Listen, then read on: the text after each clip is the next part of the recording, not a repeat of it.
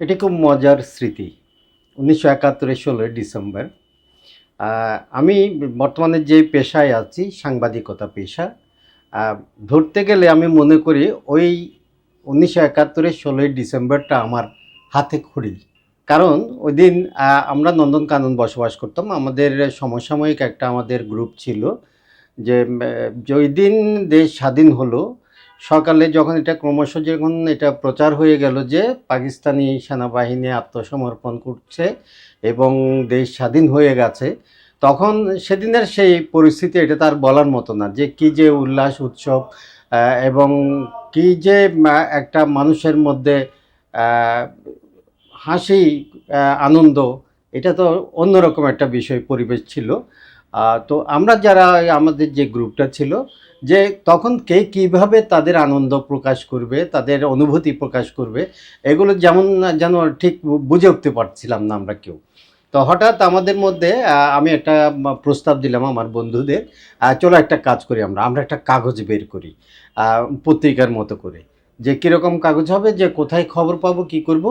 তো আমরা বলছি খবর আমরা যা যা ঘটছে, মানুষ যে যে তার অনুভূতি প্রকাশ করছে, এগুলো আমরা লিখব। পাশাপাশি ওই দিন ওই ঘটনা শুরু হওয়ার পর থেকে রেডিও থেকে একের পর এক বুলেটিন প্রচার হচ্ছিল। আমরা চিন্তা করলাম যে বুলেটিনগুলো আমরা কাগজে লিখে সেগুলো আমরা কম্পোজ করে সেগুলো আমরা পত্রিকায় দেব।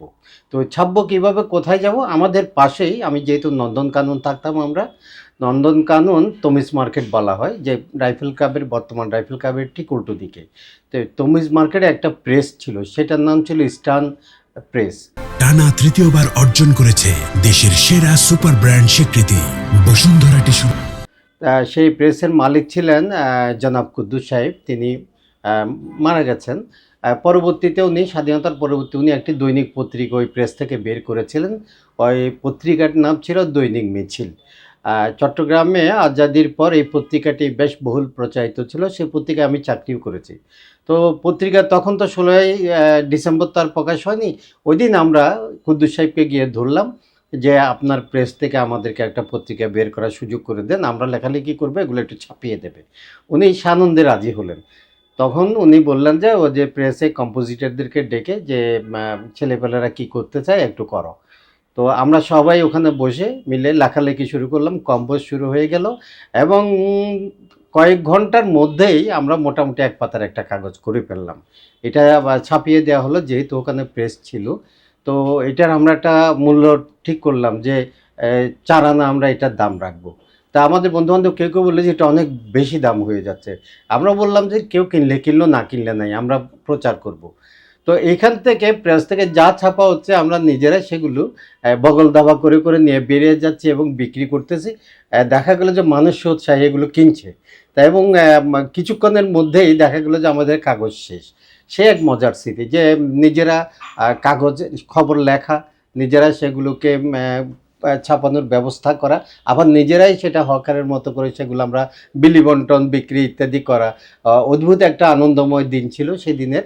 এবং পরবর্তীতে যে পেশার যখন চিন্তা ভাবনা করছি, তখন আমি এই পেশাতেই চলে আসলাম আর কি, সাংবাদিকতা পেশায় সেই থেকে চলছে।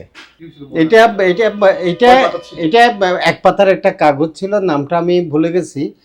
আমার সাথে ছিল হাসান নামের একটা ছেলে, মিলন বর্মন নামের একটা ছেলে।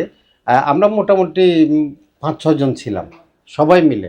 তো এখানে যে কোয়ান্টিটিটা কত কপি আমরা ছাপলাম এটা আমরা মনে করতে পারিনি, এই জন্য যে ও যা প্রেস থেকে বেরোচ্ছে ছাপিয়ে ওগুলো একজন নিয়ে চলে যাচ্ছে, আর যা বেরোচ্ছে, তো যে পরিমাণ কাগজ দেওয়া হয়েছিল এটা কুদ্দুস সাহেবের সাথে আমরা কথাও বলিনি, ওনার কি কাগজ গেল, কি খরচ গেল, উনি তো আর আমাদের কয়েকশো কাগজ আমরা সেদিন ছাপিয়ে বিক্রি হয়েছে, সবগুলো বিক্রি হয়েছে, মানে কেউ আর এইটা মনে নাই, ও যে যা পাইছে ওগুলো তার, এগুলোর কোনো হিসাব নাই। সেদিনের সে বিষয়টায় ব্যাপারটা এরকম ছিল যে আনন্দের আতিশয্যে সেটা এমন পর্যায়ে, রাস্তার পাশে বসে পান বিড়ি বিক্রি করে এমন লোক, সে পানটা দিচ্ছে ফ্রিতে, তা আজকে টাকা লাগবে না, আজকে এমনিতে খান, এই ধরনের একটা পরিস্থিতি। আমাদের ওই যে প্রেসের পাশে একটা হোটেল ছিল, ওইটার নাম গ্র্যান্ড হোটেল, চট্টগ্রামে তৎকালীন সময়ে একটা অত্যন্ত নামকরা একটা মিষ্টি ইত্যাদি রেস্তোরাঁ এবং আবাসিক সব মিলিয়ে ওই দোকানের মিষ্টির মালিকরাই, ওনারাও বাঙালি ছিলেন,